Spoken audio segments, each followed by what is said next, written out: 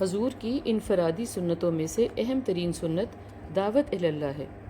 دعوت سے کیا مراد ہے؟ میرے خیال میں اللہ کی طرف بلانا، راغب کرنا اور اس رغبت کو قائم رکھنا، سبھی اس میں آ جاتے ہیں۔ مگر یہ سب کیسے ہوگا؟ معنی ہم سے کیسے ہوگا؟ پہلے تو ہم خود ویسے بنیں جیسا کہ کسی کو بننے کا کہہ رہے ہیں۔ خود کیسے بنیں؟ خود کے گریبان میں جھانک کر، اس لیے کہ خود کے گریبان کا چور تو پکڑا ہی نہیں جاتا نا۔ بننا مطلب بنا ہوا نظر آنا، تبھی تو معلوم پڑتا ہے نا کیا کہا جا رہا ہے اور کیسے کیا جائے گا اور کیسے جیا جائے گا۔ دعوت پہلے الفاظ میں یہ نہیں ہونی چاہیے کہ سب چھوڑ دو اور نیا سب کر لو، دھیرے دھیرے اور مزید دھیرے۔ میرا ماننا ہے شخص اور شخصیت کو دیکھتے ہوئے اندازہ بنتا ہے کہ کہاں سے آغاز کرنا ہے۔ پہلے طہارت بتانی ہے یا خوشگفتاری؟ پہلے وقت کی پابندی بتانی ہے یا سطر کا خیال رکھنا؟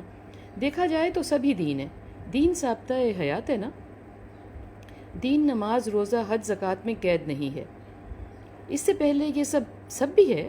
اگر استطاعت ہے تو ساتھ ساتھ ہے۔ ویسے تو ساتھ ساتھ ہی ہے، مگر ہر نئے آنے والے سے دھیرے دھیرے۔ میں نے تو دیکھا ہے ہر آنے والے بھلے نئے ہیں بھلے آس پاس پرانے دھرانے بھٹکے ہوئے، سب سے دھیرے دھیرے۔ سنت کو لے لیں، کبھی کسی کو کبھی کسی کو بتانے سے زیادہ آپ پر لگی ہوئی نظر آنی چاہیے۔ سنت سے پہلے اسوہ حسنہ کو دیکھیں، دعوت بھی سمجھ آ جائے گی، دعوت کا طریقہ بھی۔